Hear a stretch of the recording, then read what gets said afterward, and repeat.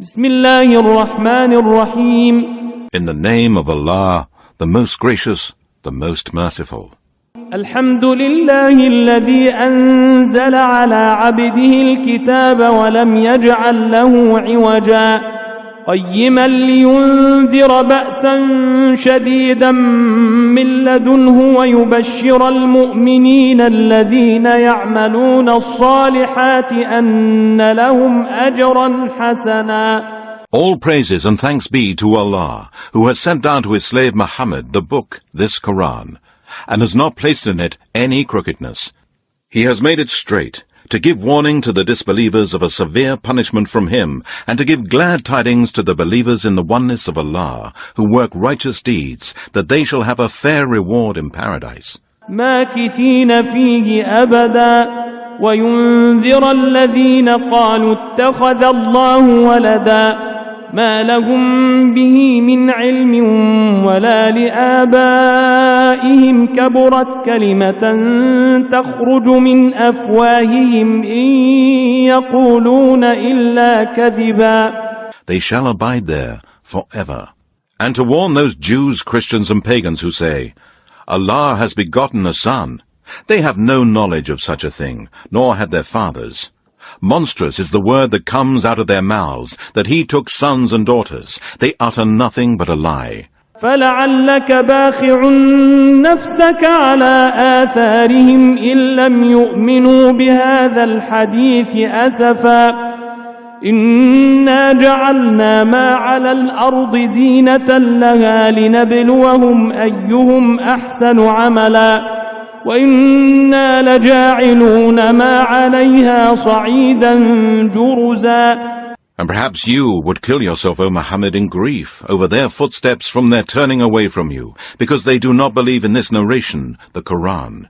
Indeed, we have made that which is on earth as an adornment for it, in order that we may test mankind as to which of them are best in deeds. And indeed, we shall make all that is on the earth a bare, dry soil, without any vegetation or trees and so forth. أم حسبت أن أصحاب الكهف والرقيم كانوا من آياتنا عجبا إذ أوى الفتية إلى الكهف فقالوا ربنا آتنا من لدنك رحمة وهيئ لنا من أمرنا رشدا فضربنا على آذانهم في الكهف سنين عددا. Do you think that the people of the cave and the inscription were a wonder amongst our signs? Remember when the young men fled for refuge from their disbelieving folk to the cave, they said, Our Lord, bestow on us mercy from yourself, and facilitate for us our affair in the right way. Therefore we covered up their sense of hearing, causing them to go into a deep sleep in the cave for a number of years.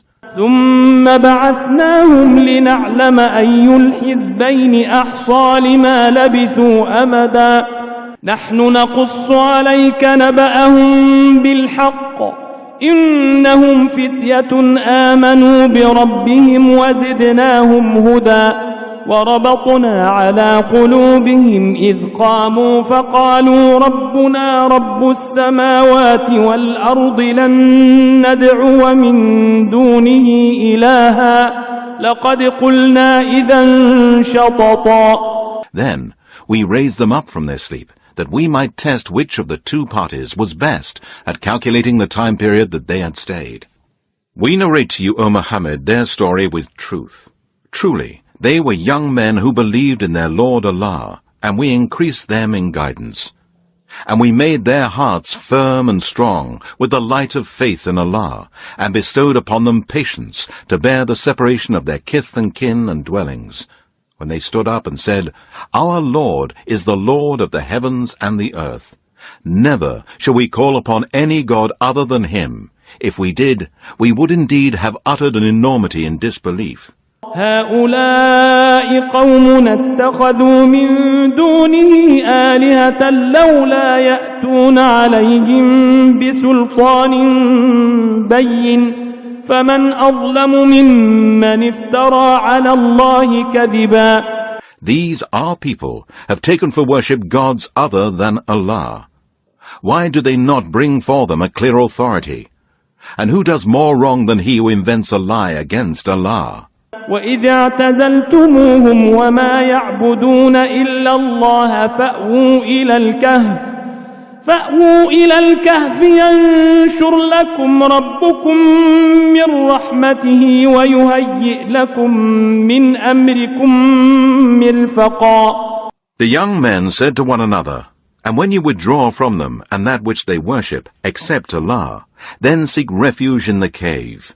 Your Lord will open a way for you from His mercy, and will make easy for you your affair, and will give you what you will need of provision and dwelling. وترى الشمس إذا طلعت تزاور عن كهفهم ذات اليمين وإذا غربت تقرضهم ذات الشمال وهم في فجوة منه ذلك من آيات الله من يهد الله فهو المهتد ومن يضلل فلن تجد له وليا مرشدا. And you might have seen the sun, when it rose, declining to the right from their cave, and when it set, turning away from them to the left, while they lay in the midst of the cave. That is one of the proofs, evidences, and signs of Allah. He whom Allah guides is rightly guided, but he whom He sends astray, for him you will find no guiding friend to lead him to the right path. وتحسبهم أيقاظا وهم رقود ونقلبهم ذات اليمين وذات الشمال وكلبهم باسط ذراعيه بالوصيد لو اطلعت عليهم لوليت منهم فرارا ولملئت منهم رعبا. And you would have thought them awake while they were asleep. And we turned them on their right and on their left sides, and their dog stretching forth his 2 forelegs at the entrance of the cave as a guard at the gate. Had you looked at them, you would certainly have turned back from them in flight, and you would certainly have been filled with awe of them. وكذلك بعثناهم ليتساءلوا بينهم قال قائل منهم كم لبثتم قالوا لبثنا يوما أو بعض يوم قالوا ربكم أعلم بما لبثتم فابعثوا أحدكم بورقكم هذه إلى المدينة فلينظر أيها أزكى طعاما فليأتكم برزق منه وليتلطف ولا يشعرن بكم أحدا.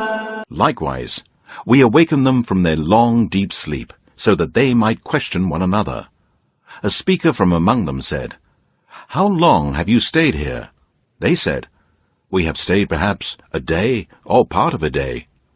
They said, "Your Lord alone knows best how long you have stayed here. So send one of us with this silver coin to the town, and let him find good lawful food, and bring some of that to you. And let him be careful, and let no man know of you. إنهم إن يظهروا عليكم يرجموكم أو يعيدوكم في ملتهم ولن تفلحوا إذن أبدا.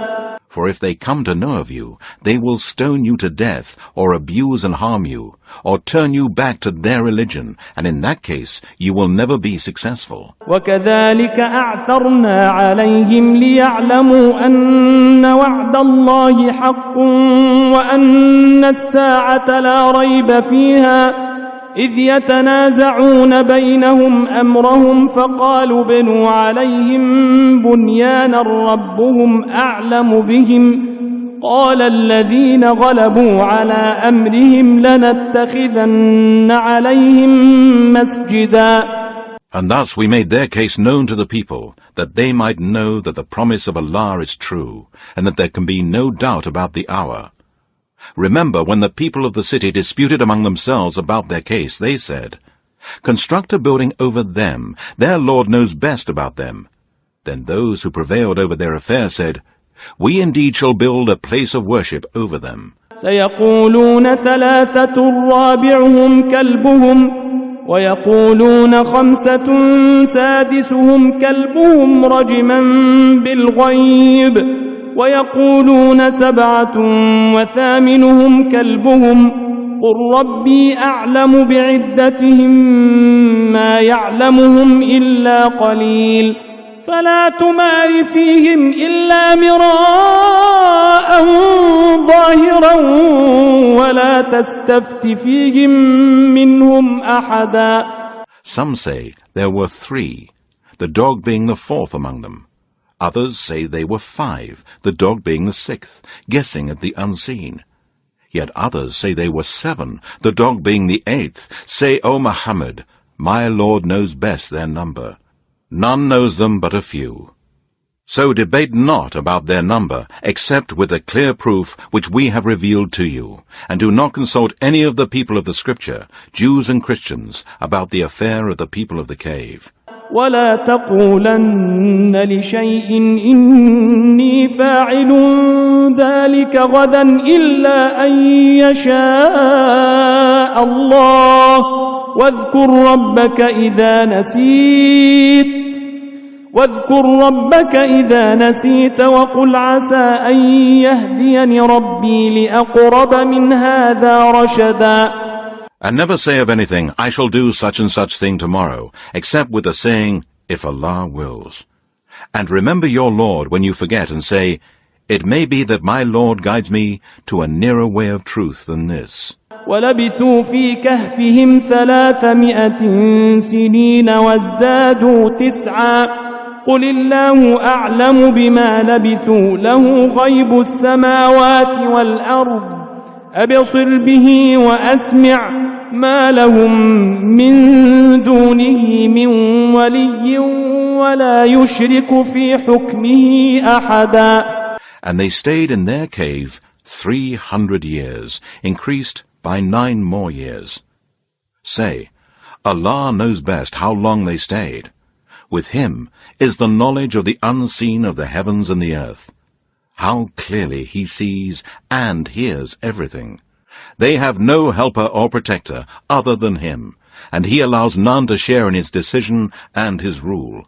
واتل ما أوحي إليك من كتاب ربك لا مبدل لكلماته ولن تجد من دونه ملتحدا واصبر نفسك مع الذين يدعون ربهم بالغداة والعشي يريدون وجهه ولا تعد عيناك عنهم تريد زينة الحياة الدنيا ولا تطع من أغفلنا قلبه عن ذكرنا واتبع هواه وكان أمره فرطا.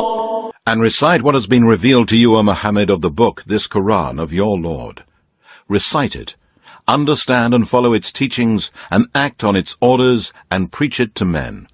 None can change Allah's words, and none will you find as a refuge other than Him. And keep yourself, O Muhammad, patient with those who call on their Lord, who remember their Lord with glorification, praising Him in prayers, and doing other righteous deeds morning and afternoon, seeking His face.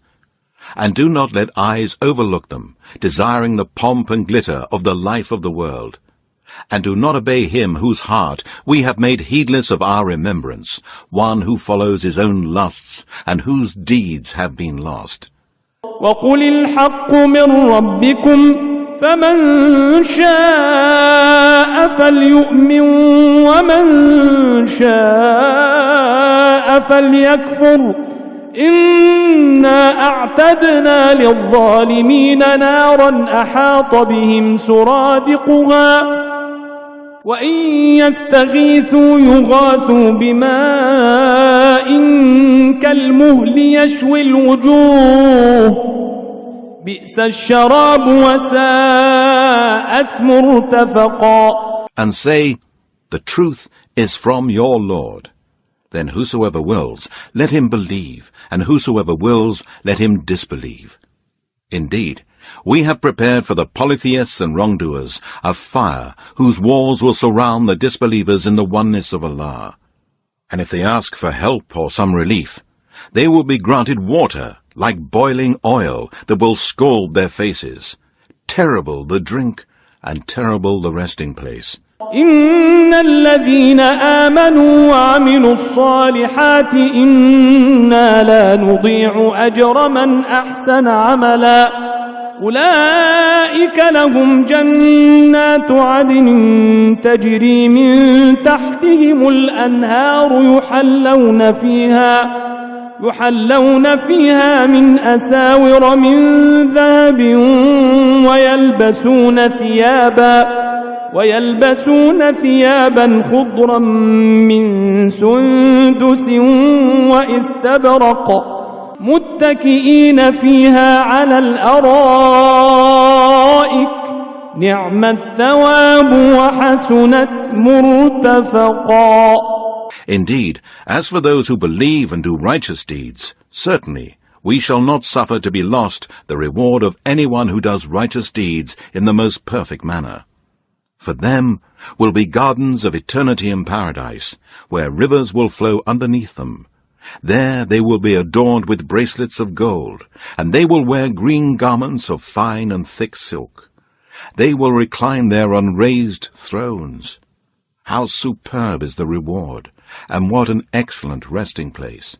واضرب لهم مثل الرجلين جعلنا لأحدهما جنتين من أعناب وحففناهما بنخل وجعلنا بينهما زرعا كلتا الجنتين آتت أكلها ولم تظلم منه شيئا وفجرنا خلالهما نهرا وكان له ثمر فقال لصاحبه وهو يحاوره أنا أكثر منك مالا وأعز نفرا.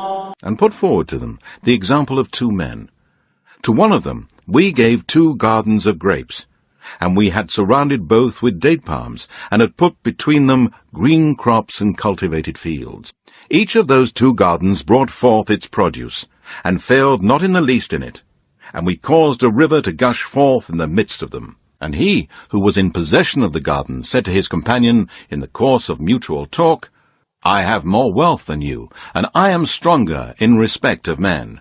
ودخل جنته وهو ظالم لنفسه قال ما أظن أن تبيد هذه أبدا وما أظن الساعة قائمة ولئن رددت إلى ربي لأجدن خيرا منها منقلبا. And he went into his garden while in a state of pride and disbelief, unjust to himself. He said, I do not think that this will ever perish, and I do not think that the hour will ever come. And if indeed I am brought back to my Lord on the day of resurrection, I shall surely find something better than this when I return to him. قال له صاحبه وهو يحاوره أكفرت بالذي خلقك من تراب ثم من نطفة ثم سواك رجلا لكن هو الله ربي ولا أشرك بربي أحدا ولولا إذ دخلت جنتك قلت ما شاء الله لا قوة إلا بالله إن ترني أنا أقل منك مالا وولدا. His companion said to him during the talk with him, Do you disbelieve in him who created you out of dust, then out of a tiny drop, and then fashioned you into a man? But as for my part, I believe that he is Allah, my Lord, and I shall associate none as a partner with my Lord. It was better for you to say, when you entered your garden, that which Allah wills will come to pass. There is no power but with Allah. If you see me as less than you in wealth and children, فعسى ربي أن يؤتيني خيرا من جنتك ويرسل عليها حسبانا من السماء فتصبح صعيدا زلقا أو يصبح ماؤها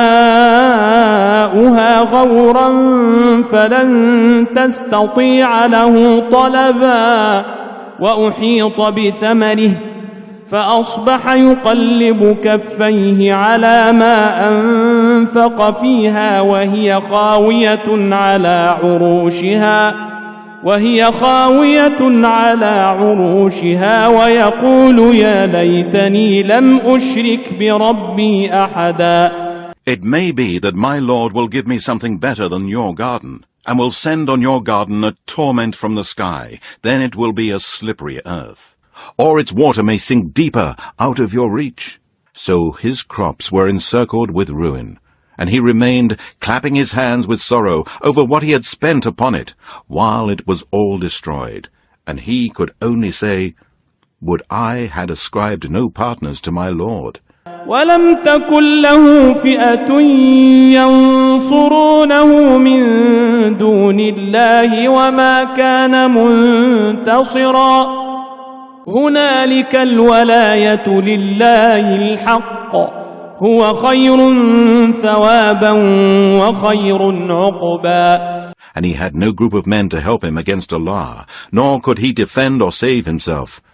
There, on the day of resurrection, the protection, power, authority and kingdom will be for Allah alone, the true God.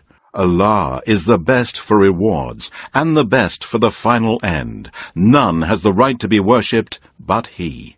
واضرب لهم مثل الحياة الدنيا كماء أنزلناه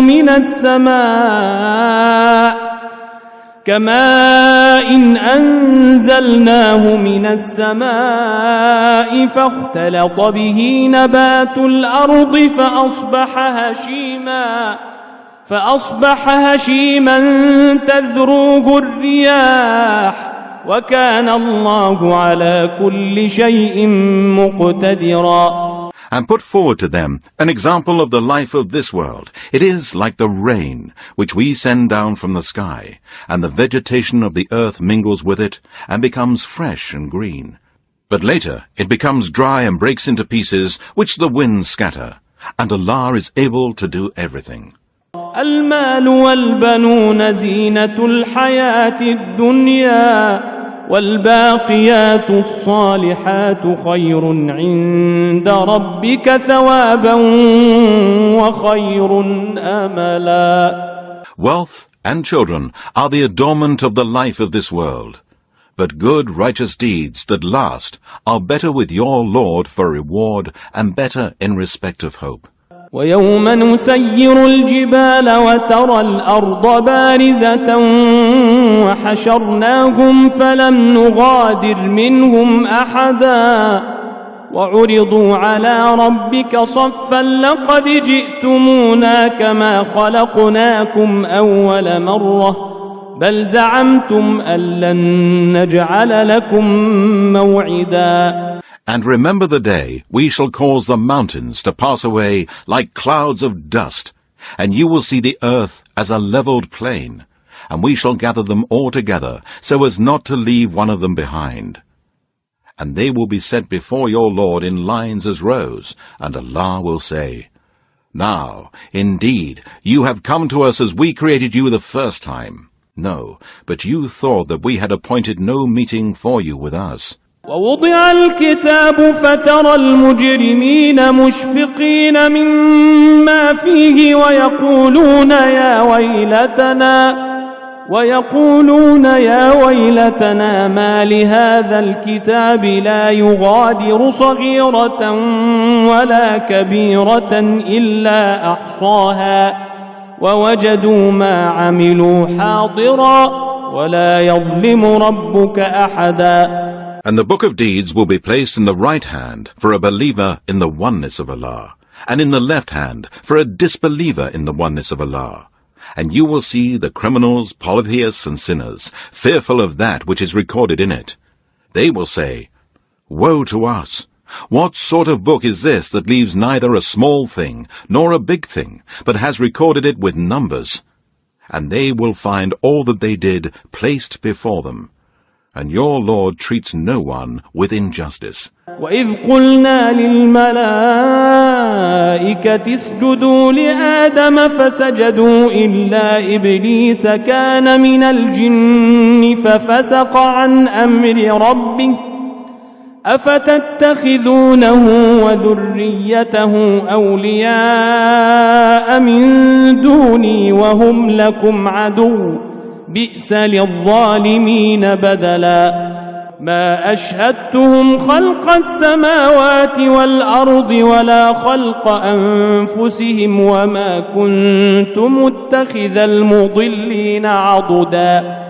And remember when we said to the angels, bow down to Adam. So they bowed down, except Satan.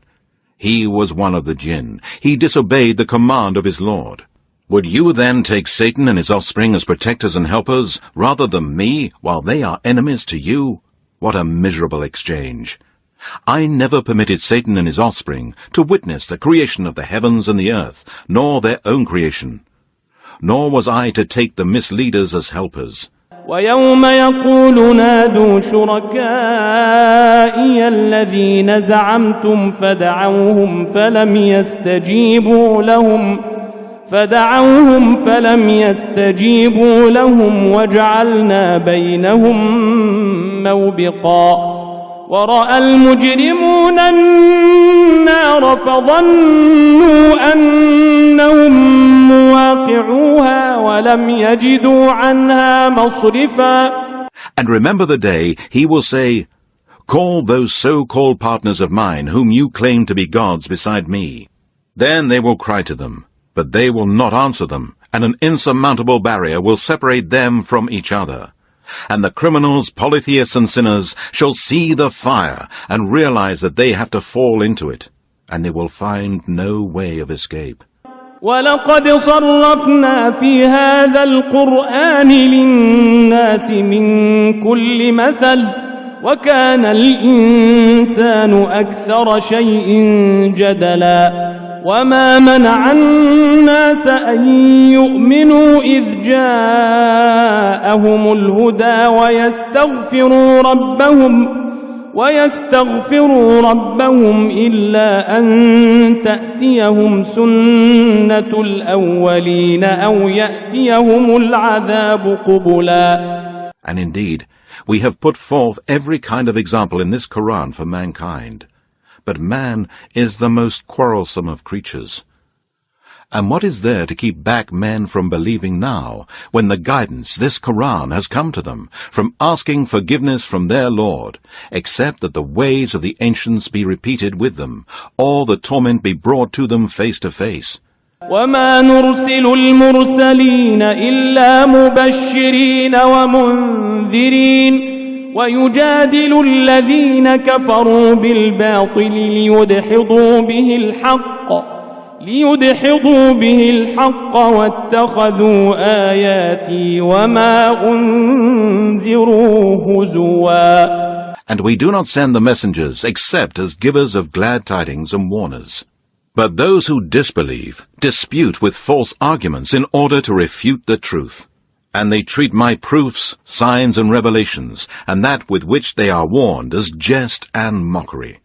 ومن أظلم ممن ذكر بآيات ربه فأعرض عنها ونسي ما قدمت يداه إنا جعلنا على قلوبهم أكنة أن يفقهوه وفي آذانهم وقرا وإن تدعهم إلى الهدى فلن يهتدوا إذن أبدا.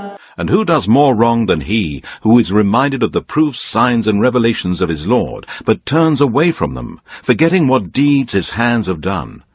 Truly, we have set veils over their hearts, lest they should understand this Quran, and in their ears deafness. And if you, O Muhammad, call them to guidance, even then they will never be guided. وَرَبُّكَ الْغَفُورُ ذُو الرَّحْمَةِ لو يؤاخذهم بما كسبوا لعجل لهم العذاب بل لهم موعد لن يجدوا من دونه موئلا وتلك القرى أهلكناهم لما ظلموا وجعلنا لمهلكهم موعدا. And your Lord is most forgiving, the owner of mercy. Were he to call them to account for what they have earned, then surely he would have hastened their punishment. But they have their appointed time, beyond which they will find no escape. And these towns such as Ad and Thamud we destroyed when they did wrong, and we appointed a fixed time for their destruction. وإذ قال موسى لفتاه لا أبرح حتى أبلغ مجمع البحرين أو أمضي حقبا فلما بلغا مجمع بينهما نسيا حوتهما فاتخذ سبيله في البحر سربا فلما جاوزا قال لفتاه آتنا غداءنا لقد لقينا من سفرنا هذا نصبا. And remember when Moses said to his boy-servant, I will not give up traveling until I reach the junction of the two seas or until I spend years and years in travel. But when they reached the junction of the two seas, they forgot their fish, and it found its way into the sea. So when they had passed further on, beyond that fixed place, Moses said to his boy-servant, Bring us our morning meal. Truly, we have suffered much fatigue in our journey. قال أرأيت إذ أوينا إلى الصخرة فإني نسيت الحوت وما أنسانيه إلا الشيطان أن أذكره واتخذ سبيله في البحر عجبا قال ذلك ما كنا نبغ فارتدا على آثارهما قصصا فوجدا عبدا من عبادنا آتيناه رحمة من عندنا وعلمناه من لدنا علما. He said, Do you remember when we sat by the rock? I indeed forgot the fish. None but Satan made me forget to remember it. It took its course into the sea in a strange way. Moses said, That is what we have been seeking. So they went back, retracing their footsteps. Then they found one of our slaves to whom we had bestowed mercy from us, and whom we had taught knowledge from us. قال له موسى هل أتبعك على أن تعلمني مما علمت رشدا قال إنك لن تستطيع معي صبرا وكيف تصبر على ما لم تحط به خبرا قال ستجدني إن شاء الله صابرا ولا أعصي لك أمرا قال فإن اتبعتني فلا تسألني عن شيء حتى أحدث لك منه ذكرا. Moses said to him, May I follow you, so that you teach me something of that knowledge which you have been taught by Allah. He said, Indeed, you will not be able to have patience with me, and how can you have patience about a thing which you know not? Moses said, If Allah wills, you will find me patient, and I will not disobey you in any way. He said, Then, if you follow me, do not ask me about anything till I myself mention it to you. فانطلقا حتى إذا ركبا في السفينة خرقها قال أخرقتها لتغرق أهلها لقد جئت شيئا إمرا قال ألم أقل إنك لن تستطيع معي صبرا قال لا تؤاخذني بما نسيت ولا ترهقني من أمري عسرا. So they both proceeded, until, when they embarked onto a ship, he scuttled it. Moses said, Have you scuttled it in order to drown its people? Indeed, you have committed a thing most dreadful. He said, Did I not tell you that you would not be able to have patience with me? Moses said, Do not call me to account for what I forgot, and do not be harsh with me. فانطلقا حتى إذا لقيا غلاما فقتله قال أقتلت نفسا زكية بغير نفس لقد جئت شيئا نكرا قال ألم أقل لك إنك لن تستطيع معي صبرا قال إن سألتك عن شيء بعدها فلا تصاحبني قد بلغت من لدني عذرا. Then they both proceeded till they met a boy, and he killed him. Moses said, Have you killed an innocent person who had killed no one? Indeed, you have committed a thing most dreadful. He said, Did I not tell you that you can have no patience with me? Moses said, If I ask you anything after this, do not keep me in your company. You have received enough apologies from me. فانطلقا حتى إذا أتيا أهل قرية استطعما أهلها فأبوا أن يضيفوهما فوجدا فيها جدارا يريد أن ينقض فأقامه قال لو شئت لاتخذت عليه أجرا قال هذا فراق بيني وبينك سأنبئك بتأويل ما لم تستطع عليه صبرا. Then they both proceeded, till when they came to the people of a town they asked them for food. But the people refused to entertain them. Then they found a wall about to collapse, and he set it up straight. Moses said, If you had wished, surely you could have received wages for it. He said, Now we must part company, but I will explain to you everything you could not hold patience with. أما السفينة فكانت لمساكين يعملون في البحر فأردت أن أعيبها وكان وراءهم ملك يأخذ كل سفينة غصبا. As for the ship, it belonged to poor fishermen working the sea. So I wished to damage it, as there was a king coming after them, who was confiscating every ship by force. وأما الغلام فكان أبواه مؤمنين فخشينا أن يرهقهما طغيانا وكفرا فأردنا أن يبدلهما ربهما خيرا منه زكاة وأقرب رحما.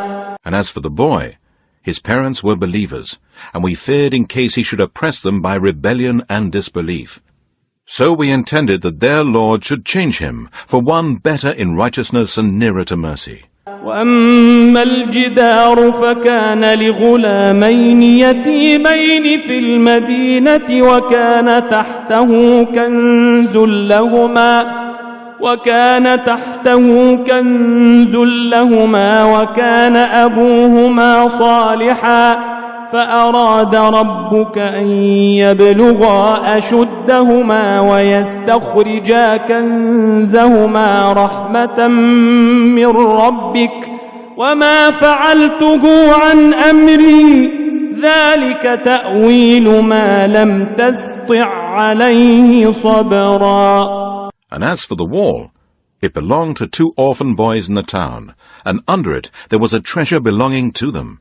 And their father was a righteous man, and your Lord intended that they should attain their age of full strength, and take out their treasure as a mercy from your Lord. And I did not do it of my own accord. That is the interpretation of those things over which you could not keep patience with. وَيَسْأَلُونَكَ عَنْ ذِي الْقَرْنَيْنِ قل سأتلو عليكم منه ذكرا إنا مكنا له في الأرض وآتيناه من كل شيء سببا فأتبع سببا حتى إذا بلغ مغرب الشمس وجدها تغرب في عين حمئة ووجد عندها قوما. And they ask you about Dhul Qarnayn. Say, I shall recite to you something of his story. Indeed, we established him in the earth and we gave him the means of everything. So he followed away, until, when he reached the setting place of the sun, he found it setting in a spring of black muddy water. And he found near it a people. قلنا يا ذا القرنين إما أن تعذب وإما أن تتخذ فيهم حسنا قال أما من ظلم فسوف نعذبه ثم يرد إلى ربه فيعذبه عذابا نكرا وأما من آمن وعمل صالحا فله جزاء الحسنى وسنقول له من أمرنا يسرا. Allah said by inspiration, O Zul-Qarnayn, either punish them or treat them with kindness. He said, As for him who disbelieves in the oneness of Allah, who does wrong, we shall punish him, and then he will be brought back to his Lord, who will punish him with a terrible torment in hell. But as for him who believes in the oneness of Allah and works righteousness, he shall have the best reward of paradise, and we shall speak to him mild words. ثم أتبع سببا حتى إذا بلغ مطلع الشمس وجدها تطلع على قوم لم نجعل لهم من دونها سترا كذلك وقد أحطنا بما لديه خبرا. Then he followed another way, until when he came to the rising place of the sun, he found it rising on a people for whom Allah had provided no shelter against the sun. So it was, and we knew all about Zul-Qarnayn. ثم أتبع سببا حتى إذا بلغ بين السدين وجد من دونهما قوما لا يكادون يفقهون قولا قالوا يا ذا القرنين إن يأجوج ومأجوج مفسدون في الأرض فهل نجعل لك خرجا على أن تجعل بيننا وبينهم سدا قال ما مكني فيه ربي خير فأعينوني بقوة أجعل بينكم وبينهم ردما آتوني زبر الحديد حتى إذا ساوى بين الصدفين قال انفخوا حتى إذا جعله نارا قال آتوني أفرغ عليه قطرا فما استطاعوا أن يظهروه وما استطاعوا له نقبا. قال هذا رحمة من ربي فإذا جاء وعد ربي جعله دكاء وكان وعد ربي حقا. Then he followed another way, until when he reached between two mountains, he found before them a people who scarcely understood a word. They said, O Zul-Qarnayn, indeed Gog and Magog are doing great mischief in the land. Shall we then pay you a tribute in order that you might erect a barrier between us and them? He said, The wealth, authority, and power in which my Lord has established me is better than your tribute. So help me with the strength of men. I will erect between you and them a barrier. Give me blocks of iron. Then, when he had filled up the gap between the two mountain cliffs, he said, Blow, until he had made it red as fire, and he said, Bring me molten copper to pour over it. So Gog and Magog were made powerless to scale it or penetrate it. Zul-Qarnayn said, This is a mercy from my Lord. But when the promise of my Lord comes, he shall level it to the ground, and the promise of my Lord is ever true. وتركنا بعضهم يومئذ يموج في بعض ونفخ في الصور فجمعناهم جمعا وعرضنا جهنم يومئذ للكافرين عرضا الذين كانت أعينهم في غطاء عن ذكري وكانوا لا يستطيعون سمعا. And on that day, when Gog and Magog will come out, we shall leave them to surge like waves on one another, and the trumpet will be blown, and we shall collect them all together. And on that day we shall present hell to the disbelievers, plain to view to those whose eyes have been under a covering from my reminder, this Quran, and who could not bear to hear.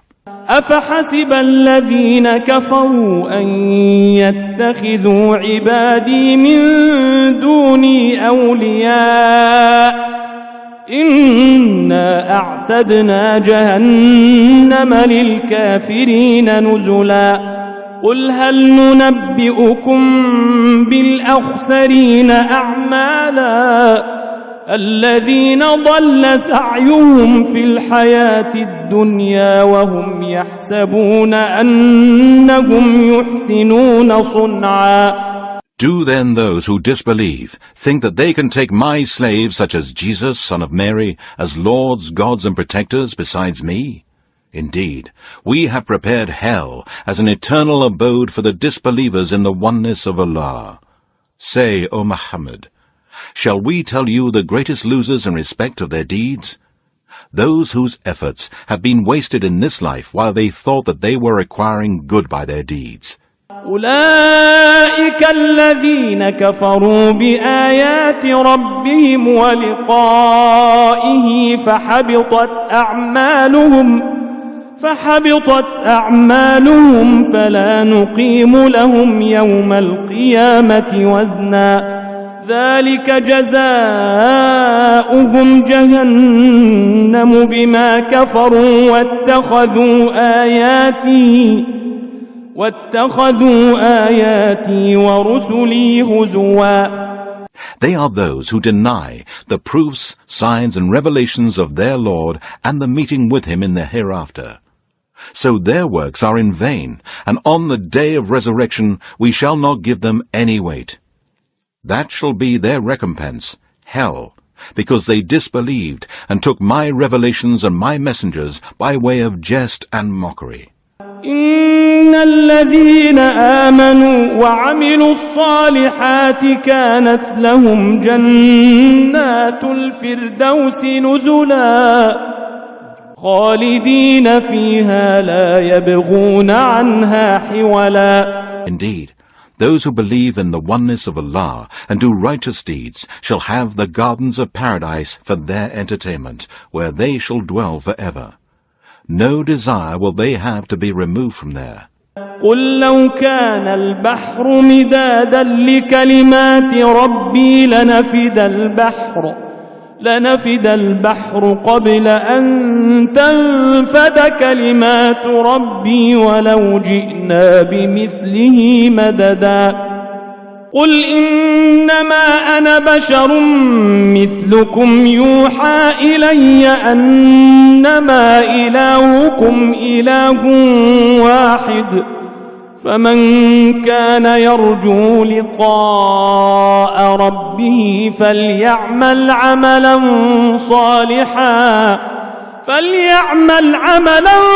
صالحا ولا يشرك بعبادة ربه أحدا. Say, O Muhammad, to mankind, if the sea were ink for writing the words of my Lord, surely the sea would be exhausted before the words of my Lord would be exhausted, even if we brought another sea like it for its aid. Say, O Muhammad, I am only a man like you. It has been inspired to me that your God is one God, Allah. So whoever hopes for the meeting with his Lord, let him work righteousness and associate none as a partner in the worship of his Lord.